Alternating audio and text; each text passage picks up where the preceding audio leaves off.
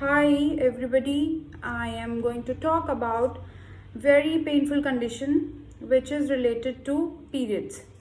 अगर आपको painful periods होते हैं, नॉर्मल क्रैम्प्स नहीं, पेनफुल पीरियड्स, और अगर आपको पीरियड्स के बीच में पीरियड्स होते हैं, लाइक 30 डेज के गैप में बीच में भी पीरियड्स हो रहे हैं, और अगर उसके अलावा बहुत ज़्यादा जैसे पीरियड्स के दौरान यूरिनेशन में प्रॉब्लम है, और किसी भी तरीके से मतलब इट बिकम्स अ नाइट में for you every month, then ultrasound करवा लिया, उसमें कोई ओवरी सिस्ट नहीं निकली जो कि सस्पेक्टेड है, पूरे time you feel that there is this pelvic pain you are having, कुछ वेग सा पेन रहता है, सारे कैंसर मार्कर्स सब कुछ करवा लिए नॉर्मल हैं, then you should consider endometriosis.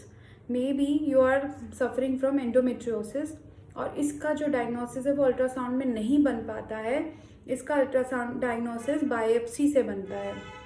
Biopsy के जो यूट्रस की लाइनिंग और उसके आसपास के ऑर्गन्स की जो लाइनिंग है वो गायनिकोलॉजिस्ट बाय इवैक्यूएशन टेक्निक निकालती हैं. फिर वो पैथोलॉजी लैब में सैंपल आता है, और जहाँ पे एंडोमेट्रियम मतलब बच्चेदानी के जो सेल्स होते हैं वो नहीं होने चाहिए, वहाँ पे वो सेल्स पाए जाते हैं, जिससे डायग्नोसिस बनता है. अब ये सिचुएशन बहुत पेनफुल होती है. किसी किसी को बहुत ज़्यादा एंडोमेट्रियोसिस होने के बाद भी पेन नहीं हो रहा और पर इनफर्टिलिटी है, और किसी किसी को बहुत ही छोटा सा कोई एंडोमेट्रियल टिश्यू कहीं और प्रेजेंट है और बहुत दर्द है. वो डिपेंड करता है कि कहाँ पे इम्प्लांट हुआ है जाके. क्या मतलब बहुत ईजी है समझना, but obviously it is not easy when you are having it, but easy to understand. So I've drawn this really poor drawing though. This is a uterus. अब इसमें यूट्रस है, ये सर्विक्स है. अब जो एंडोमेट्रियल लाइनिंग है जो कि पीरियड्स के दौरान निकलती है, वो ये वाली इसके अंदर की जो ये लाइनिंग है वो निकलती है, ठीक है, विच इज़ नॉर्मल. अब उसमें नॉर्मल थोड़े बहुत क्रैम्प्स रहते हैं, पर कभी कभी क्या होता है, ब्लड फ्लो यहाँ ना जाके बैक फ्लो यहाँ हो जाता है. सो दिस बैक फ्लो में एंडोमेट्रियल के जो सेल्स हैं जो कि नीचे बाहर आने चाहिए थे इन पीरियड्स, वो यहाँ पे जाके इम्प्लांट हो जाते हैं.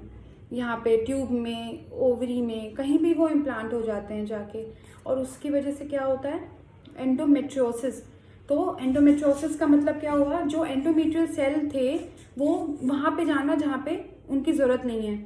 अब ऑब्वियसली जब वो वहाँ पे जाएंगे और हर मंथ जब पीरियड्स का टाइम आएगा तो क्या होगा, ये तो लाइनिंग ब्लीड करेगी ही करेगी, और वो जहाँ जहाँ सेल्स इम्प्लांट हुए हैं वो हर जगह ब्लीड होगा, and you will feel pain because of that. So this is not painful, this is painful wherever it is implanted. बहुत केसेस में ऐसा भी होता है कि सिजेरियन स्कार जहाँ होता है वहाँ जाके एंडोमेट्रियल सेल्स इम्प्लांट हो जाते हैं, and they bleed, and it becomes very painful for the patient. So if that is happening, कोई भी सिम्टम, एंडोमेट्रियोसिस का symptom first is infertility, you can not conceive. Second, आपको बहुत हैवी पीरियड्स होते हैं. बहुत हैवी पीरियड्स के साथ आपको बहुत पेनफुल पीरियड्स होते हैं, जिन पीरियड्स के दौरान यूरिनेशन में, स्टूल पासिंग में प्रॉब्लम होता है, और उसके अलावा 2 पीरियड्स की जो टाइमिंग्स हैं उनके बीच में आपको कभी भी ब्लीडिंग शुरू हो जाती है, मतलब इरेगुलर साइकिल है, and there is pain when you establish physical intimacy. तो अगर ये सब है then you should visit a gynaecologist. वहाँ जाइए. अगर ओवेरियन सिस्ट होती तो अल्ट्रासाउंड में आ जाएगी कंफर्म. CA-125 लेवल्स नॉर्मल होंगे.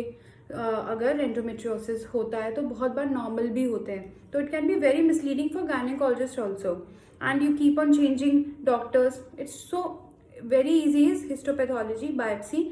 वो गायनेकोलॉजिस्ट सैंपल लेते हैं, पैथोलॉजी लैब में आता है, पैथोलॉजिस्ट उसको रिपोर्ट करता है, एंड आफ्टर दैट आपकी जो ईस्ट्रोजन लोअरिंग ड्रग्स हैं वो शुरू हो सकती हैं.